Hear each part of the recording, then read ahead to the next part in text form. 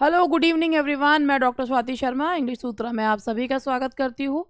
ये new tour the fourth series है, session 6 है।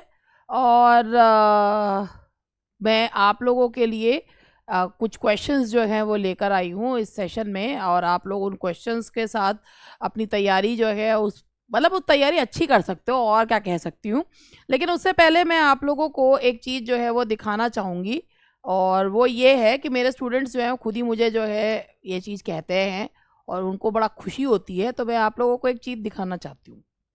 सबसे पहले तो मैं अपने जो ये मेरे स्टूडेंट्स हैं इनको, ये देखो, ये हमारा बच्चा है, इसका नाम शिवम है, और ये जो है एस्टेट क्वालिफाई करा, इसमें बिहार एस्टेट जो है वो निकाला है। मार्क्स हैं इसके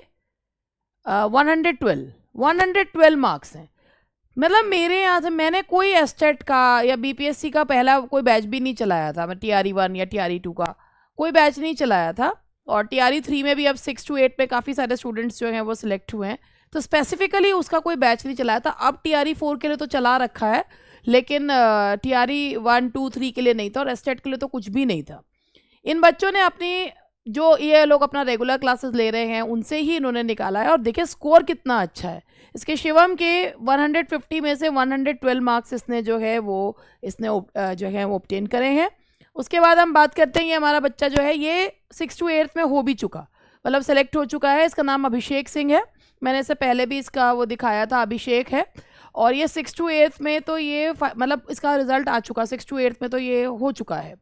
इसने एस्टेट जो निकाला, क्योंकि उस तब ये 9, 10 और 11, 12 वाले पेपर नहीं दे सकता था, क्योंकि तब ये इसने एस्टेट क्वालिफाई नहीं कर रखा था, मगर अब कर लिया है। तो पहले जो इंग्लिश के जो इसका जो पहला पेपर है उसमें इसने 150 में से 115 मार्क्स लिए हैं। देखिए नंबर इतने बढ़िया हैं इन बच्चों के। इसने मुझे मैसेज लिखा है कि मैम दूसरा जो ड्रीम है वो भाई UPTGT का तो है ही, लेकिन देखो भाई बच्चे जो है ना भाई, जहाँ मौका मिलता है वो वहाँ बहुत बढ़िया अपना कर रहे हैं। तो इसके 150 में से 115 है। वेरी गुड अभिषेक। और बस अपने बच्चों के लिए यही दुआ करती हूँ, बहुत बहुत खूब तरक्की करें। और इसने देखिए और ये देखिए कितने बढ़िया मार्क्स हैं इसके। तो इसने जो पेपर 2 में, यानी कि जो 11, 12 वाला एस्टेट है, भैया दुनिया की ऐसी कोई चीज़ नहीं जो उन्होंने एस्टेट में छोड़ रखी हो। 150 में से 101 नंबर है लड़के के। 150 में से 101 नंबर मायने रखते हैं पेपर 2 में, और वो अभिषेक के हैं। वेरी गुड अभिषेक, वेल डन, बहुत बढ़िया। 150 में से 101 मार्क्स। लोग तो 82-83 पे खुश हो जाते हैं, मतलब अपने भाई देखो मेरे स्टूडेंट ने भी हुआ, मैं बहुत खुश हूँ। लेकिन चाहे क्वालिफाई करने के लिए, लेकिन 101 मार्क्स लाना बहुत मायने रखता है। 101 मार्क्स है, वो भी उसमें जिसमें दुनिया भर का सब चीज़ उन्होंने डाल रखा है। उसके बाद ये है हमारी रीना ने जो है वो लिया है, इसने जो है पेपर 2 में, देखिए पेपर 2 में इसने जो है, देखिए इसके नंबर ठीक है। 150 में से इसने जो है वो 86 मार्क्स हैं इसके, और 150 में से। और इसके बाद ये देखो कितना, मतलब एक बात है, पेपर 2 जो है ना, देखो पेपर 1 से कई दुनिया भर की सारी चीज़ें डाल रखी है, दलित लिटरेचर भी और पोस्ट कॉलोनियल भी, ये जो मतलब एक करके सब कुछ डाला हुआ है। तो इन स्टूडेंट्स का उस पेपर को निकालना, एक नंबर ठीक अच्छे खासे ले आना, उसके 101 है, इसके 86 मार्क्स हैं। ये पेपर 2 का है। ये पेपर 1 में इसने स्कोर करा है 108 है इसके। 150 में से पेपर 1 में है इसके 108 मार्क्स, और उसमें है 86 मार्क्स। तो कंग्रेचुलेशंस भाई। देखो लोग कहते हैं ये क्वालिफाई करना है, मगर जब तक ये क्वालिफाई नहीं करेंगे तब तक 9, 10, 11, 12 का कैसे देंगे? ये तो पहला चरण है ना। तो ये देखो हमारे बच्चों ने ये चीज़ निकाली है। और इसके बाद मैं ना आपको एक और चीज़ दिखाती हूँ। मैं ना आपको पता होगा कि जो ये मैं क्वेश्चंस, जैसे जो मेरा जो बैच चल रहा है, पायनियर बैच जो चल रहा है, आज मेरे स्टूडेंट ने ना मुझे एक नोट्स भेजे। तो उसने मुझे कहा कि मैम मैं इस तरीके से जो है, जो आप पढ़ाती हो, मैं इस तरीके से वो ना नोट्स बना रही हूँ। पायनियर बैच जो कि आपका पेपर का बैच है। अभी एक स्टूडेंट ने अभी 3-4 दिन पहले ख़रीदा है, और उसने भी एक मैसेज बड़ा अच्छा सा लिख के भेजा है अभी कि मैम आपके क्वेश्चंस बहुत अच्छे हैं, आप एक्सप्लेन बहुत अच्छा कर रही हैं और आपका कंटेंट बहुत अच्छा है। Thank you. जो यही चीज़ें देखो कंटेंट वगैरह में, अब कुछ जल कुकड़ों की तो मैं बात छोड़ दूं, लेकिन बाकी जो है देखो, अगर मैं आपसे एक चीज़ है, ये देखो ये नोट्स है, अभी मैं आपको दिखाती हूँ ये नोट्स। ये इसने ना, ये यहाँ पे ज़्यादा फैल नहीं रहे, ये इसने मुझे ना अपने रजिस्टर की फोटोज भेजी, ये बच्चे के बनाए हुए नोट्स हैं। अब मैं आपको इसमें बताती हूँ, इसने क्या है कि जैसे टारगेट टेस्ट सीरीज 4 लिखा है, तो उसमें उसने ना क्या क्या, मतलब जैसे मैंने कोई भी चीज़ एक्सप्लेन करी है ना, उसने शॉर्ट नोट्स बना रखे। प्रियंका है स्टूडेंट का नाम मेरी, और इसने इतने बढ़िया नोट्स बना रखे हैं। मैं कहती हूँ ये तो मेरी एक स्टूडेंट है, मोस्टली स्टूडेंट्स ने इसी तरीके के नोट्स बना रखे हैं। और ये नोट्स जो हेल्प करते हैं ना आपको एग्जाम में, यही नोट्स आपके, आप पूरा ना भी पढ़ें, आप इन नोट्स को पढ़ लेंगे ना, तो ये जिसने पढ़ रखा भाई, ये जो नोट्स है ना इतने, मतलब एक क्वेश्चन, अब आप सोच रहे होंगे क्वेश्चन का कैसे, देखो मान लो कोई क्वेश्चन था, एग्जाम्पलम था, उसने पूरा लिखा हुआ है कि a story told as a particular instance of the general theme in a religious sermon। जब धार्मिक उपदेश दिए जाते हैं तो उसमें एक कहानी सुनाई जाती है, उस कहानी के माध्यम से लोगों को एक एग्जाम्पल दिया जाता है कि क्या करना। जो मैंने बोला उसने वो लिखा। ऐसे ही उसने पैराबल का लिखा है कि पैराबल का क्या मतलब होता है, very short narrative about human beings presented to stress the tacit analogy, एक चीज को प्रूव करने के लिए। फेबल के बारे में लिखा है, Fable is also called epilogue. It's a short narrative in prose or verse that exemplifies principles of human behavior। तो जो ये फेबल में जो कैरेक्टर, ये देखो ये शॉर्ट नोट्स बनाए हुए हैं। अब कोई डिटेल में पढ़े, आप ये सोचो इस क्वेश्चन का आंसर ए है, इसका बी है, भाई ये देखो क्या नोट्स बना रखे हैं। ऐसे नोट्स, ये चीज मैं बोलती हूँ पढ़ाते हुए स्टूडेंट्स को बताती हूँ, कई बार बहुत सारे पॉइंट्स बोर्ड पे लिखती भी हूँ और स्टूडेंट्स उन पॉइंट को नोट करते हैं और उसके बाद ये इतने खूबसूरत नोट्स जो हैं वो बनाते हैं। ये नोट्स देखो, एक एक लिंग्विस्ट का क्या मतलब है, पॉलीग्लॉट में क्या है, जो जो चीज़ें उन्हें लगती हैं। देखो इन्होंने टारगेट टेस्ट 1 का लिखा है कि लिरिक की क्वालिटी, जैसे मैंने बताई कि लिरिक में क्या क्या चीज़ें होती हैं, उसने सब कुछ लिख रखा है। थिएटर ऑफ एब्सर्ड के बारे में बताया, जो चीज़ मैंने लिखी होगी कि थिएटर ऑफ एब्सर्ड ये होता है, इसमें में आया, इसने कॉइन करा टर्म, सारी चीज़ जो है वो उसने इसमें लिखी हुई है। मतलब क्या नोट्स बना रखे हैं। मतलब मैं खुद देखे लिखती, मैं भी बोर्ड पे लिखती हूँ, मगर मुझे जब स्टूडेंट्स इतना बढ़िया काम करते हैं ना, तो मेरा मन करता है कि उसे दिखाऊं कि ये जो चीज़ है ना, ये मेहनत फल नहीं देगी तो क्या चीज़ फल देगी। पूरा का पूरा उसने, जो हमारे भाई मॉक टेस्ट हैं, जो हमारा ये सारे जो नोट्स हैं ना, ये किसके हैं, ये नोट्स किसी को नहीं मिल सकते क्योंकि ये तो मेरे पास भी नहीं है, ये उसने अपने पर्सनल नोट्स बनाए। लेकिन आप ये देखिए कि एक ये जो नोट्स हैं, मतलब जो मैं समझाती हूँ, मैं बोर्ड पे लिखती हूँ, क्वेश्चन का एक्सप्लेनेशन देती हूँ, वो मेरे स्टूडेंट्स ने लिख रखा है और इतना बढ़िया है। क्योंकि उसमें देखिए 53 जो टेस्ट हो चुके, 54 टेस्ट पेपर्स हैं उसमें। जो हमारा ये वाला पायनियर बैच है, इसमें अभी 20 तारीख से स्टार्ट हुआ है, ये शुरू तो पिछले साल हुआ था। इसमें कुछ जो पेपर्स हैं, जो 52 पेपर्स थे, वो पिछले साल करवा चुकी थी मैं। अभी 20 तारीख से मैंने इसमें दोबारा से स्टार्ट करा। तो इसका ना एक वो है, एक स्ट्रक्चर है इसका कि इसके मॉक टेस्ट हैं जो सिंपल है, जो टारगेट टेस्ट हैं वो उनका लेवल उनसे ऊपर है, जो न्यू टारगेट टेस्ट है उनका लेवल उनसे थोड़ा ऊपर है, जो पायनियर टेस्ट सीरीज है वो सबसे ऊपर है। तो यानी कि इजी से लेकर कॉम्प्लेक्स, इजी टू डिफिकल्ट, सब चीज़। और ये जो नोट्स बनाए इन्होंने बहुत ही अच्छे, ये चीज़ है जो आपको एग्ज़ाम क्रैक करने के लिए चाहिए। And this is what I provide and this is what my students do. मुझसे भी ज़्यादा मेहनत करते हैं मेरे स्टूडेंट्स। मैं तो बहुत मेहनत करती हूँ, वो भी बहुत मेहनत करते हैं। तो चलिए, ये तो मैंने अब आपको दिखाया। इसके साथ अब मेरा जो सेशन है वो स्टार्ट कर रही हूँ। तो सेशन है मेरा ये रहा, UPTGT 2 और दी 4 सीरीज़। तो भैया अगर आपको भी लगता है कि हाँ हमें भी जो है, हमें भी इस तरीके से नोट्स बनाने चाहिए इस तरह, तो बिल्कुल बनाइए, हर क्वेश्चन के साथ बनाइए। और अगर आपको लगता है कि भाई तैयारी तो कर ली है, अब चेक भी करना है, तो भैया पायनियर बैच लेके देखो। कोई बहुत महंगा बैच नहीं है। मुझे मालूम है जिनको बिल्कुल ही है कि भाई और लोग तो प्रैक्टिस पेपर्स 200, 300, 400 में देते हैं, उस हिसाब से है, लेकिन इसकी वर्थ भी है। एक पेपर बनाने में कम से कम 3 घंटे का समय लगता है, एक्सप्लेनेशन देने में वो टाइम लगता है। आप देख सकते हैं कितना क्वालिटी स्टूडेंट्स ने उसमें चीज़ें लिख रखी हैं। तो this is not some ordinary type of test papers. तो आप इसको अगर लेते हैं तो obviously this will help you out. और अब इसी के साथ, और अगर आपका एग्ज़ाम अभी नहीं होता है तो आप जो है आप पूरा कंप्लीट बैच खरीद सकते हैं, जो कि ये वाला बैच है यूपी टीजीटी का, यूपी टीजीटी पीजीटी का। ये आपके पास तो समय है, अगर मान लीजिए एग्ज़ाम अभी ना हो के अप्रैल में होता है, 4 महीने हैं, दिन रात लग के पढ़ो, तैयारी करो, टेस्ट दो, कौन तुम्हें रोक लेगा जो है सेलेक्ट होने से। और ये बुक है, जो लोग बुक खरीदना चाहें, इसमें भी बहुत लिटरेचर है, ग्रामर है, पेपर है, सब कुछ है।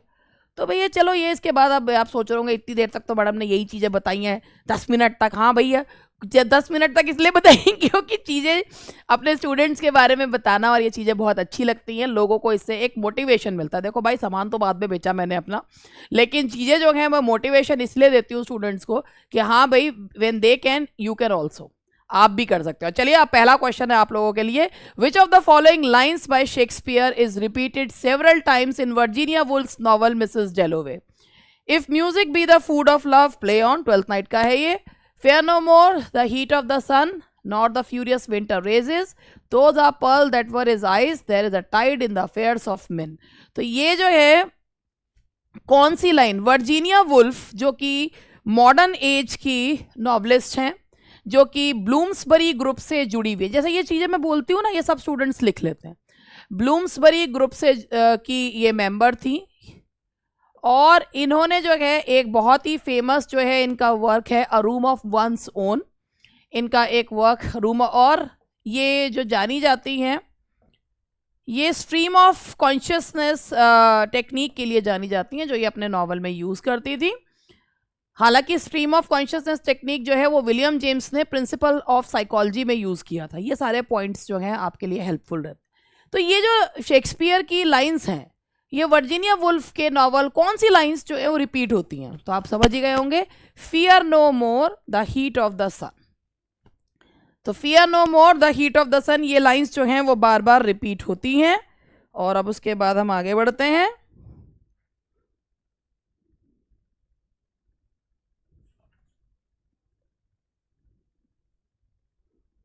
चलिए, नेक्स्ट क्वेश्चन है हमारा। In Shakespeare's Macbeth, who was untimely ripped from his mother's womb? Macbeth, Macduff, Duncan या मेलकॉम? देखिए, जो ये प्ले है मकबेथ, इसको कहा जाता है स्कॉटिश प्ले कहा जाता है। ये जो प्ले है ये गन पाउडर प्लॉट पर आधारित है। गन पाउडर प्लॉट जो कि जेम्स फर्स्ट को मारने के लिए एक षड्यंत्र रचा गया था, जो मैं कई बार बता चुकी हूँ। 1606 में ये प्ले जो है वो स्टेज पर आया था। तो इसमें जो विचेस थी, वो जो भाषा यूज़ करती, विचेस को इसमें वियर्ड सिस्टर्स कहकर पुकारा गया। एक क्वेश्चन ये भी आता है, विचेस को क्या कहा गया? विचेस को वियर्ड सिस्टर कहा गया है। इसमें विचेस की इक्विवोकल, विचेस की जो इसमें भविष्यवाणी थी वो इक्विवोकल थी, यानी कि दो तरीके से उसको इंटरप्रेट किया जा सकता था। तो उन्होंने कहा था कि मकबेथ को वो मारेगा जिसने अपनी माँ के पेट से जन्म नहीं लिया। तो ऑब्वियसली इक्विवोकल था, क्योंकि इसमें मतलब ये था कि जो नेचुरल बर्थ जिसने नहीं लिया, जिसको पेट काट के पैदा करा गया, तो वो कौन था? That was who was untimely ripped from his mother's womb, and that was Macduff. That is Macduff. तो आंसर है आपका Macduff. Now the next question is, Shakespeare's measure for measure is a dark comedy, pure comedy, tragicomedy या romantic comedy? पहले तो अंतर समझो। Shakespeare के कुछ प्लेस के लिए एक टर्म यूज करी जाती है, प्रॉब्लम प्ले। प्रॉब्लम प्ले, वैसे तो जो ये टर्म है ये सिडनी ग्रंडी ने दी है, लेकिन problem play Frederick S Boas ने शेक्सपियर के कुछ प्लेज के लिए यूज़ करा, जिसमें मेजर फॉर मेजर भी एक प्रॉब्लम प्ले में आता है। प्रॉब्लम प्ले होता है then a problem is posed but a solution is not given to that. तो ये measure for measure, Troilus and Cressida, all is well that ends well, ये सारे जो हैं ये प्रॉब्लम प्लेज हैं। इसके अलावा ये डार्क कॉमेडीज हैं। डार्क कॉमेडी का मतलब क्या होता है? डार्क कॉमेडी का मतलब ये होता है कि व्हेन जो चीज़ें हैं वो बहुत, शुरुआत तो वो ट्रेजेडी जैसी है, अंत जो है वो अब भला हो जाता है। तो ये क्या है, ये डार्क कॉमेडीज है। ये ट्रेजिक कॉमेडी तो रोमांसेस होते हैं, जैसे सिम्बलीन है और विंटर्स टेल है, ये रोमांसेस हैं। ये डार्क कॉमेडी है, this is called dark comedy because इसमें you never get connected with the characters, that is not a farce like जो है, और मतलब जैसे ये जो कॉमेडी ऑफ एरर्स वगैरह, it's not a farce, it's not a pastoral comedy, it's not a romantic comedy like as you like it. ये dark comedies होती हैं जहाँ आप कहीं ना कहीं एक घुटन सी महसूस करते हैं, मगर अंत सही होता है तो सही हो जाता है। शेक्सपियर ने हालांकि इन प्लेस को कॉमेडीज में ही रखा था, ये तो बाद में जो राइटर्स हैं उन्होंने, क्रिटिक्स हैं, उन्होंने इन्हें डार्क कॉमेडीज और ट्रेजिक कॉमेडीज और इनमें जो है उसको कहा। तो ये प्रॉब्लम प्ले है as well as it is a dark comedy term. Shakespeare के कुछ प्लेस के लिए प्रॉब्लम प्ले जो यूज किया था फ्रेडरिक एस बोस के द्वारा यूज किया गया था। Who wrote the essay entitled On Knocking at the Gate in Macbeth? Shakespeare, doctor Johnson, TS. Eliot, Thomas De Quincey. तो भैया आप लोगों को पता होगा On Knocking at the Gate in Macbeth, पहली बात जो ये पोर्टर सीन है, ये पोर्टर सीन ट्रेजेडी में कॉमिक रिलीफ के लिए होता है। जैसे ग्रेव डिगर सीन जो था, जो हैमलेट में था, वो भी एक जो है किसके लिए था, comic relief when people are so much stressed after watching the tragic incidents, तो उनको एक थोड़ी फौरी तौर पे एक राहत देने के लिए थोड़ी सी कॉमिक सीन्स जो है वो लाए जाते थे। ऑल्दो एरिस्टोटल ने अपने ट्रेजेडी के कॉन्सेप्ट में कहीं ये नहीं बताया कि during tragedy you can show comedy as well, लेकिन शेक्सपियर तो यूनिटीज़ को, उनको सबको वायलेट करते ही थे। डॉक्टर जॉनसन ने कहा भी उनके लिए यूनिटीज़ मायने नहीं रखती थी। तो जो उन्होंने ये रोमांटिक एज के राइटर थे थॉमस डी क्विंसी, जिनका बहुत ही फेमस वर्क है confessions of an opium eater, उन्होंने ये वर्क लिखा है on knocking at the gate in Macbeth. क्या बताया मैंने आपको, इनका एक और है confessions of an opium eater, ये इनका वर्क है confessions of an opium eater. Basically ये उनके एक ऑटोबायोग्राफिकल वर्क है और ये इन्होंने ही ये एक ऐसे लिखा जिसके लिए he became very famous. Which one of the following statements is true of Hamlet? Laertes confesses to Hamlet his part in the plot and explains that Claudius killed Ophelia. Laertes confesses to Hamlet his part in the plot and explained that Claudius plotted to kill Gertrude. Laertes confesses to Hamlet his part in the plot and explains that Gertrude plotted the whole conspiracy. Laertes confesses to Hamlet his part in the plot and explains that it was Gertrude who poisoned him. Claudius, ये वाला तो इनमें से तो कोई सा भी सही जो है सही नहीं माना जाना चाहिए कि प्लॉटेड तो नहीं, एक minute. Laertes confesses his part in the plot and explain that Claudius plotted to kill Gertrude. इसमें क्लॉडियस ने कभी भी गर्ट्रूड को मारने की नहीं सोची थी, ये तो इसमें से none of the options is correct. क्यों? क्योंकि लेयर्टिस ने कहा था कि भाई वो प्लॉट में हैमलेट को मारने में जो है वो उसको क्लॉडियस ने पार्ट किया था। वो तो जो जब क्लॉडियस ने सोचा था कि वो जो तलवार है उस पर तो उसने जहर लगाया ही था, और ये भी सोचा था कि अगर उससे नहीं मारा तो प्याले में जहर भर दिया था कि अगर जीत गया, लेकिन वो तो गलती से गर्ट्रूड ने पी लिया था तो उसकी डेथ हो गई थी। तो इनमें से तो कोई सा भी ऑप्शन सही नहीं है। तो चलते हैं आगे। What happens to Worcester and Vernon in the end of the play Henry fourth part first? Henry fourth part first वो प्ले है जिसमें फॉल्स्टॉफ का कैरेक्टर जो है वो दिखाया गया था। फॉल्स्टॉफ का कैरेक्टर, चलिए फॉल्स्टॉफ से ही काफ़ी सारी चीज़ें निकल आती हैं। फॉल्स्टॉफ का character Henry fourth part first में आया, फिर हेनरी फोर्थ पार्ट सेकंड में है, और at the behest of Queen Elizabeth Shakespeare showed Falstaff in love and merry wives of Windsor. तो फॉल्स्टॉफ जो है वो कैरेक्टर जो है वो कैरिकेचर के रूप में दिखाया गया है, लार्जर देन लाइफ जो है उनके चीज़ों को दिखाया गया है। लेकिन इसमें हेनरी फोर्थ पार्ट फर्स्ट में वर्सेस्टर और वर्नन, एक्चुअली उनको दोनों को they are sentence to death, they are pardoned, they are killed, they are made ministers. तो इसका आंसर जो है वो है they are sentence to death by King Henry. क्यों? क्योंकि किंग हेनरी ने एक संधि प्रस्ताव भिजवाया था, लेकिन वॉर्सेस्टर ने वो हॉटस्पर को बताया ही नहीं। जब बताया नहीं तो बहुत सारे लोग मारे गए। That is why Henry Fourth ने कहा कि तुम्हारी वजह से इतने लोग मारे गए तो तुमको जीने का अधिकार नहीं है, इसीलिए इसको मरवा दिया गया था। Which purpose is resolved in the scene between the two grave diggers in Hamlet Act 5th, scene 1st. It provides suspense. It confirms that Laertes will redeem his family honor. It provides comic relief. It provides joy. जैसा कि मैंने अभी आपको बताया, तो इसका answer आप लोगों को समझ में आ ही गया होगा। जैसे पोर्टर सीन जो है वो मकबेथ में कॉमिक रिलीफ देता है, ऐसे ही हैमलेट में जो कॉमिक रिलीफ देने वाला है वो है that is grave digger scene. क्यों दे रहा है कॉमिक रिलीफ? क्योंकि उसमें जो है जो वो ग्रेव डिगर्स है वो उसमें कभी खोपड़ी निकल रही है, कभी कुछ निकल रहा है, तो और वो जो है गाने गा रहे हैं, तो वो अपना काम करने में मगन है, तो एक थोड़े समय के लिए इतनी टेंस कंडीशन में भी वो एक जो कॉमेडी का वातावरण है वो उत्पन्न करते हैं।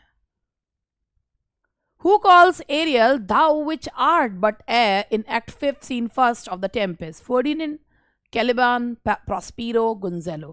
अब अगर हम बात करें टेम्पेस्ट की, तो टेम्पेस्ट से काफ़ी सारे क्वेश्चंस जो हैं वो निकलते हैं, जैसे कि टेम्पेस्ट जो है वो शेक्सपियर का ऑटोबायोग्राफिकल प्ले है, ठीक है जी। दूसरा क्या निकलता है कि ये जो है ये कॉलोनाइजेशन पर है, इसकी जो थीम है वो कॉलोनाइजेशन है, जब इंग्लैंड जो है उस समय कॉलोनीज बना रहा था। इसके अलावा प्रॉस्पीरो के रूप में उन्होंने खुद को बताया है। इसमें जो बर्मुडा आइलैंड्स है उसे आइल्स ऑफ डेविल्स कहा गया है, बताया गया है। ये शेक्सपियर का वो प्ले है जो उनका ओरिजिनल प्ले है, वरना वो और जो सोर्सेस थे ये ओरिजिनल प्ले माना जाता है। इसमें प्ले में इसका जो कैलिबान को दिखाया है वो अर्थ का जो है मतलब जो जुड़ा हुआ है, जो उसका क्या कहना चाहिए सब्सटेंस है वो अर्थ है। और कैलिबान जो है इसके ऊपर एक पोएम भी लिखी गई थी, कैलिबान अपॉन सेड बॉस, जो कि रॉबर्ट ब्राउनिंग की है। ये सारे पॉइंट्स अगर आप नोट कर लेते हैं तो ये आपके इसी एग्जाम में नहीं और एग्जाम्स में भी हेल्प करते हैं। कैलिबान अपॉन सेड बॉस पोएम जो है वो रॉबर्ट ब्राउनिंग के द्वारा लिखी गई है, लेकिन एरियल को दाउ विच आर्ट ये किसने कहा है? तो ये प्रॉस्पीरो के द्वारा कहा गया है। देखिए दाउ विच आर्ट बट एयर, ये प्रॉस्पीरो के द्वारा, जो कि उस आइलैंड पे, कैलिबान का आइलैंड था, लेकिन उस आइलैंड पे कब्जा कर लिया था किसने? प्रॉस्पीरो ने। एंड प्रॉस्पीरो जो है वो अपनी मैजिकल बुक से उसने इसमें मैजिकल बुक से उसने उस आइलैंड पे कब्जा करा था। कैलिबान जो है वो बेटा था साइकोरक्स का, है ना। साइकोरक्स जो कि इसमें प्ले में जो कैरेक्टर नहीं है, बस कैलिबान की मदर थी। तो चलिए अब आगे चलते हैं।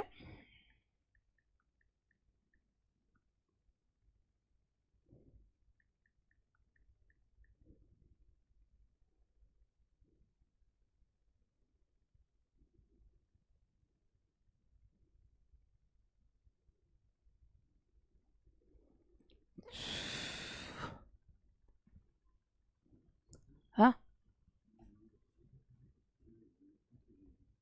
हाँ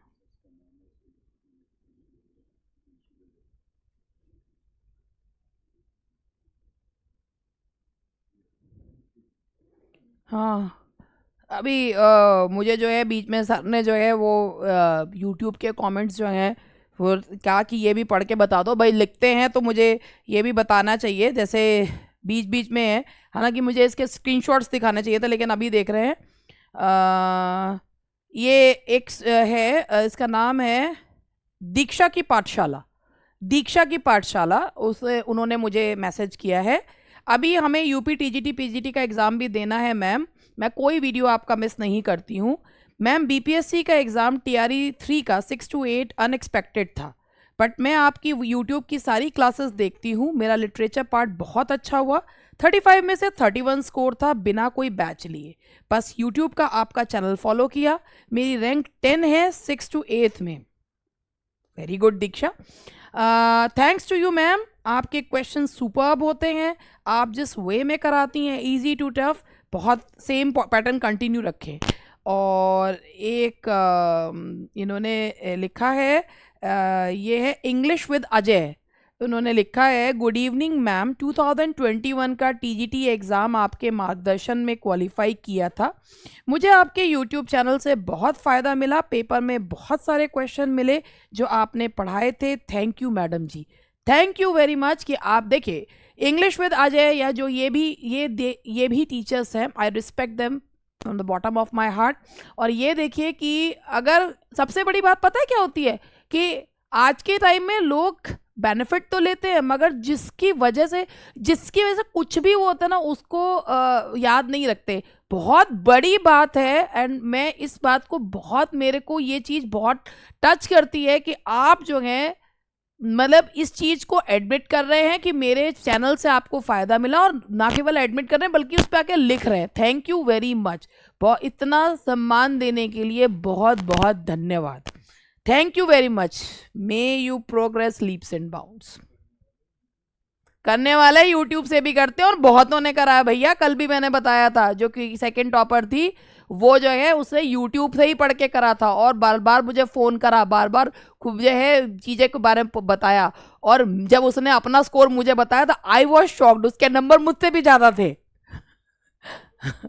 ठीक है, a foot in the prosody is a basic unit of rhyme, length, rhythmic measurement, none of these. देखिए a foot in the prosody, अब मैं आपको इसके बारे में बताना चाहूंगी।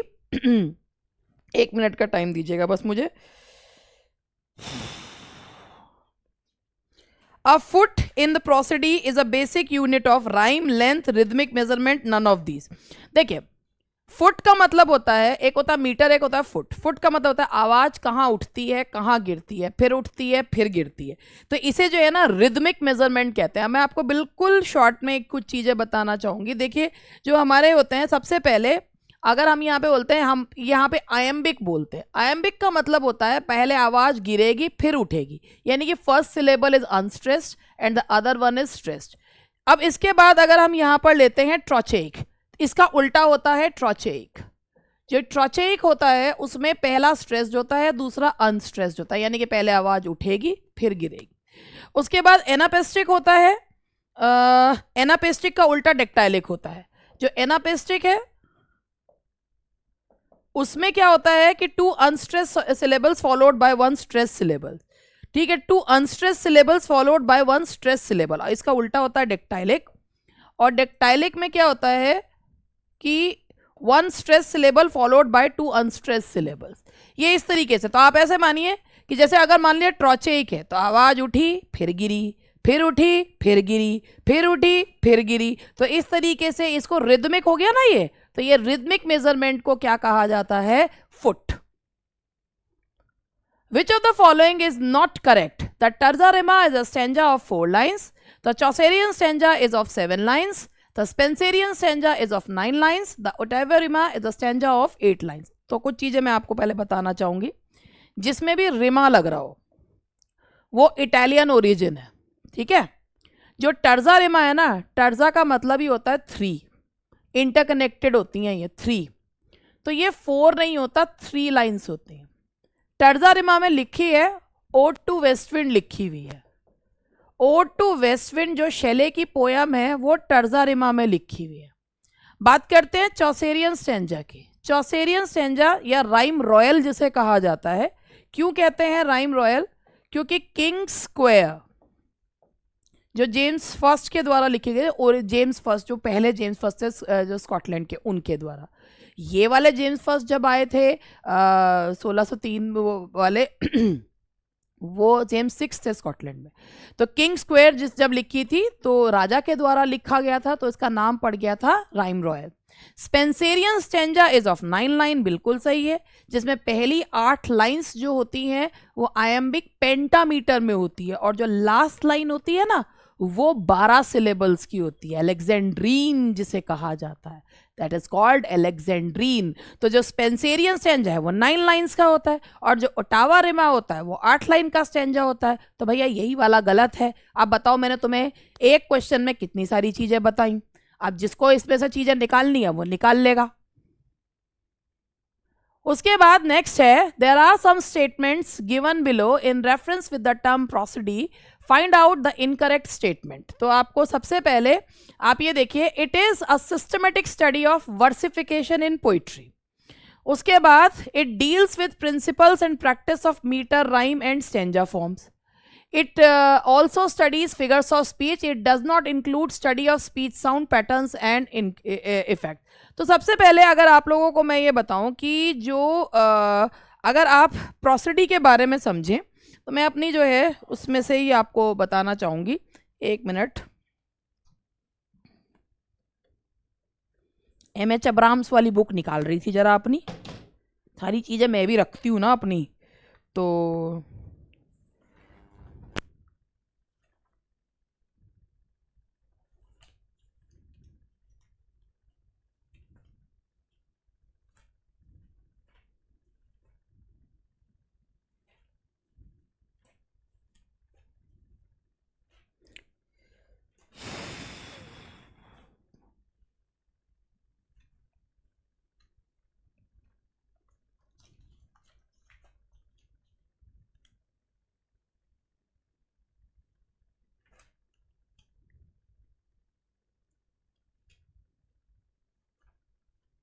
हाँ जी, ये देखिए, ये प्रोसिडी के बारे में इसमें पूरा दिया हुआ है कि ये पूरा इसमें से ना, एक्चुअली ये एम.एच. अब्राहम्स में से ही आया हुआ क्वेश्चन था। तो ये प्रोसिडी के बारे में इस तरीके से था कि ये एम.एच. अब्राहम्स की बुक पेज नंबर 318 पे ये दिया हुआ है कि it signifies the systematic study of versification, systematic study of versification, यानी कि principles and practice of metre, rhyme and stanza forms, and it sometimes it is extended to include the study of speech sound patterns, speech sound pattern. तो अब ये M H. Abraham की ही जो है शब्द हैं जो मैंने लिखे हैं कि प्रोसिडी का मतलब क्या होता है, सिस्टमेटिक स्टडी ऑफ वर्सिफिकेशन, जिसमें metre, rhyme and stanza form आती हैं। कभी कभी हम प्रोसिडी को एक्सटेंड कर देते हैं स्पीच साउंड पैटर्न को भी पढ़ने के लिए, तो यानी कि इसमें ये चीज़ें इंक्लूडेड हैं। तो अब आप यहाँ पर ये देखिए, अगर हम यहाँ से ये लेते हैं तो इसमें देखिए it is a systematic study of versification, ये सही है।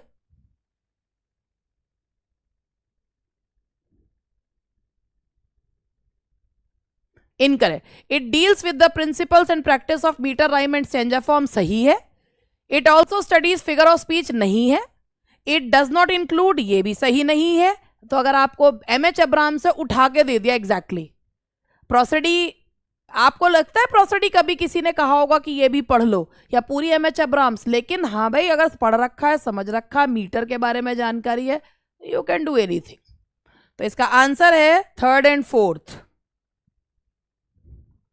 The term utopia designates the class of fictional writings that represent the elite class, shown the intelligent and rational, represents an ideal but non-existent political and social way of life, is full of ideal and imaginative romanticism. देखिए जी, utopia जो मतलब है ना, उसका मतलब है a place nowhere to be found, एक ऐसी जगह जिसे ढूंढना जो है नहीं, but there's something, everything is perfect। तो यूटोपिया तो टॉमस मोरे का वर्क था और ये ट्रू स्पिरिट ऑफ रेनेसांस को दिखाता है। Utopia shows the true spirit of renaissance. Heroic couplet became the dominant meter in the poetry of 16th, 17th, 18th और 19th century।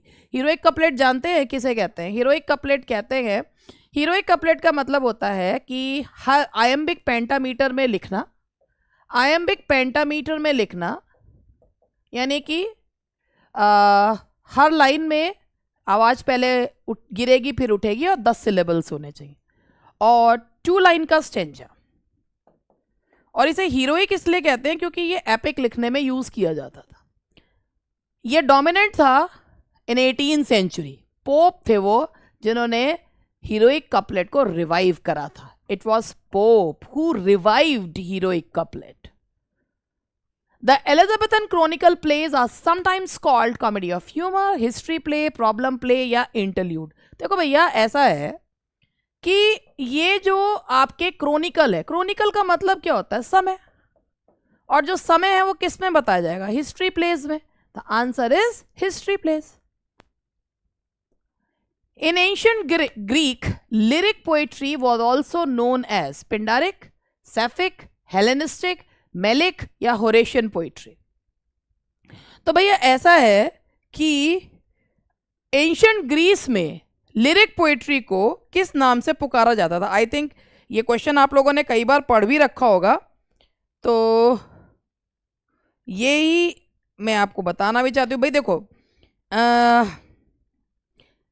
उसे क्या हो गया, उसे कहा जाता था मेलिक पोइट्री। अब मैं इसके बारे में आपको बताना चाहूंगी कि मेलिक का मतलब क्या होता है। Related to song. मेलिक का मतलब होता है, malic means related to song, that is related to song, that is melik.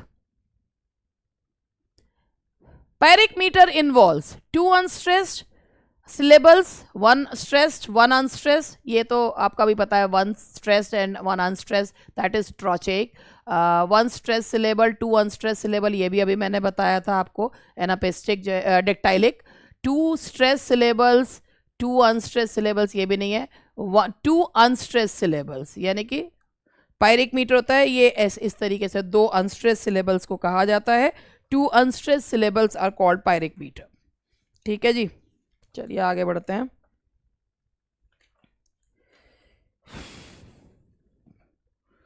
ये दैट इज 2 अनस्ट्रेस सिलेबल्स।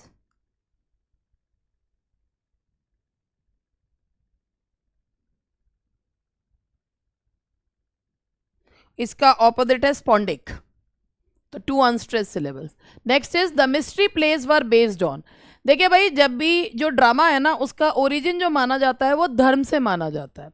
ठीक है, कॉर्पस क्रिस्टी और धर्म से माना जाता है, जिसमें माना जाता है कि लोगों को चर्च की तरफ अट्रैक्ट करने के लिए प्लेज हुआ करते थे, miracle plays and mystery pledge.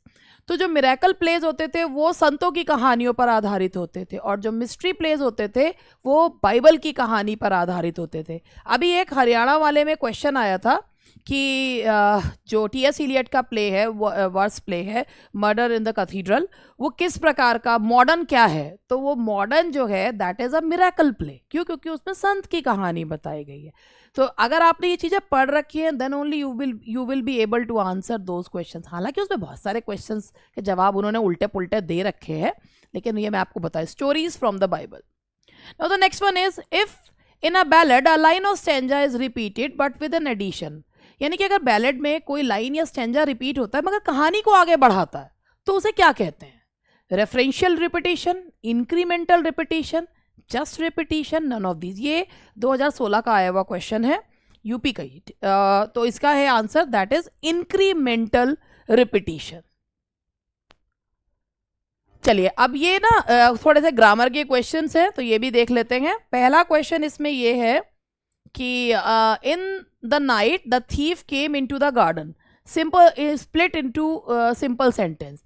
In the night the thief, ये वैसे भी सिंपल सेंटेंस है, बस इसको अलग करने को कहा है, स्प्लिट करने को कहा है, कंबाइन करने को नहीं कहा है। तो the thief came, it was night, the thief came into the garden.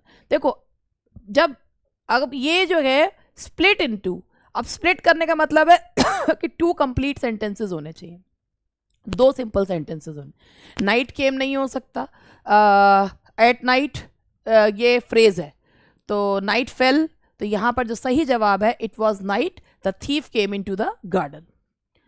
Hope is a part of life which is inseparable. Choose the correct transformation from complex to simple.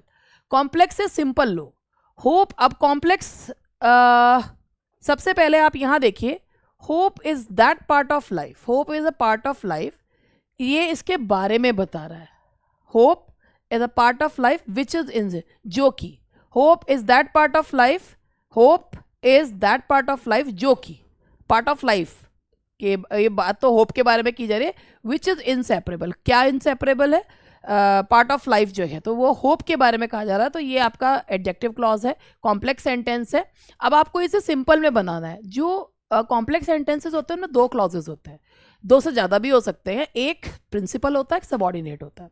जो सबॉर्डिनेट क्लॉज होते हैं, noun होता है, adjective होता है, adverb clause होता है। अब इसको आपको सिंपल में बनाना, सिंपल वाले में एक फाइनाइट वर्ब होना चाहिए। So long as there is life there is hope, दो वर्ब्स हैं तो नहीं हो सकता। Life and hope are inseparable, इसमें एक ही वर्ब है। आगे बढ़ते हैं, until there is hope there is life, फिर दो वर्ब है, नहीं हो सकता। फाइनाइट वर्ब एक ही होना चाहिए।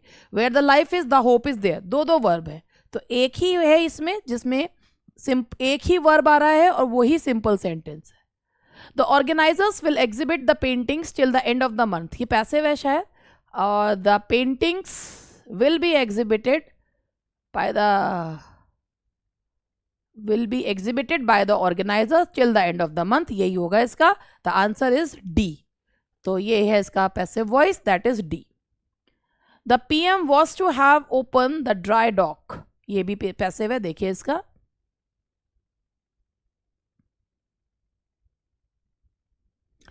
इसका यही है, the PM was to have opened the dry dock, the dry dock was to have been opened by the PM, तो was to have been opened by the PM, तो इसका आंसर है आपका A। An uneasy silence succeeded the shot, इसको आपको passive में करना है। the shot, चूंकि ये past indefinite में है, the shot was succeeded by an uneasy silence, the shot was succeeded by an uneasy silence, B। अब यहां पर आपको ये जो ब्रैकेट में है क्लॉज, इसको पहचानना है। Before it starts raining take out your umbrella, तो इसमें ये पूछा गया है take out your umbrella before it starts raining, तो पहली बात तो ये है कि ये आपका सबॉर्डिनेट क्लॉज है।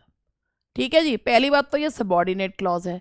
कैसे पता चल रहा है, कॉमा लग रहा है, उसके पहले आ रहा है, तो ये सबॉर्डिनेट क्लॉज है। कौन सा है, कौन सा क्लॉज है, that is adverb clause. Take out your umbrella कब, इससे पहले कि बारिश शुरू हो जाए, तो व्हेन का जवाब दे रहा है, तो that is a subordinate clause, subordinate clause. We are going to the restaurant that I love most, the given sentence is an example of we are going to the restaurant, बात restaurant की जा रही है। That बात, ये जो that है ये किसके बारे में बता रहा है, रेस्टोरेंट के बारे में बता रहा है, तो ये कौन सा क्लॉज है, that is an adjective clause. फिर आप लोग भी देख लीजिए ध्यान से कि ये जो है क्यों है एडजेक्टिव क्लॉज।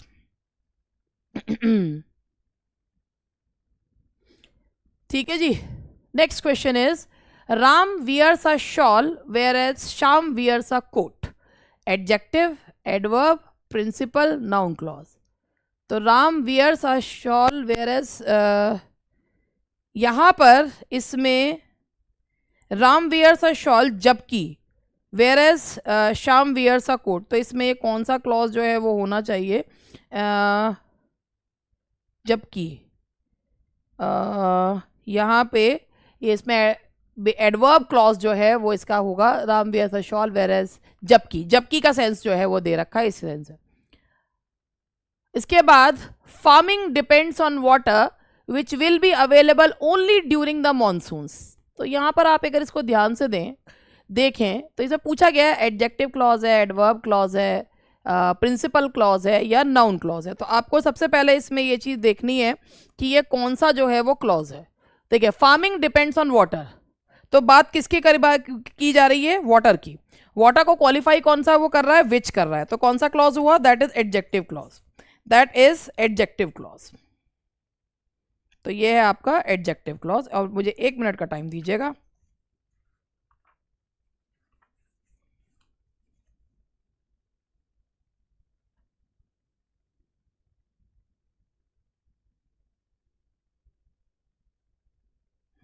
हाँ जी, यही चीज़ मैं आपको बता रही थी।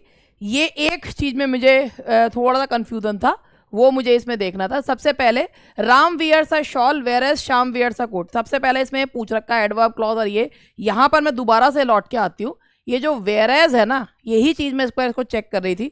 सबसे पहले ये कोऑर्डिनेटिंग कंजंक्शन है, that is a coordinating conjunction. कभी कभी क्या होता है ना कि हम भी कंफ्यूज हो जाते हैं। तो कोऑर्डिनेटिंग कंजंक्शन है, और जब कोऑर्डिनेटिंग कंजंक्शन होता है ना वो प्रिंसिपल और कोऑर्डिनेट क्लॉज होता है, सबऑर्डिनेट क्लॉज नहीं होता। तो इसीलिए ये जो है ये इसमें से कोई सा भी है ही नहीं, ये तो कंपाउंड सेंटेंस है, ये कंपाउंड सेंटेंस है, ये कॉम्प्लेक्स सेंटेंस नहीं है, क्योंकि वेयरएज है। जैसे अब आप ये देखिए जो एडवर्सेटिव कंजंक्शंस होते हैं, एडवर्सेटिव कंजंक्शंस जो होते हैं जो दो स्टेटमेंट्स के बीच में कंट्रास्ट बताते हैं, but, whereas, while, still, yet, nevertheless या ओनली। जैसे अगर हमने ये बोला she is beautiful whereas her sisters are ugly, तो शी इज ब्यूटिफुल जबकि, तो Ram wears a shawl whereas Shyam wears a coat. तो ये वेयरएज जो है जबकि के सेंस में बता रहा है, तो दो, एक प्रिंसिपल को दूसरे प्रिंसिपल जिसे कोऑर्डिनेट कहते हैं उससे जोड़ रहा है, तो दैट्स अ कंपाउंड सेंटेंस। आपने देखा होगा इसमें मैं रुकी भी थी, कभी कई पर दिमाग जो होता है ना वो अपने आप को बताता है कि चीज़ गलत है, तो ये कंपाउंड सेंटेंस है, ये वो वाला सेंटेंस नहीं है।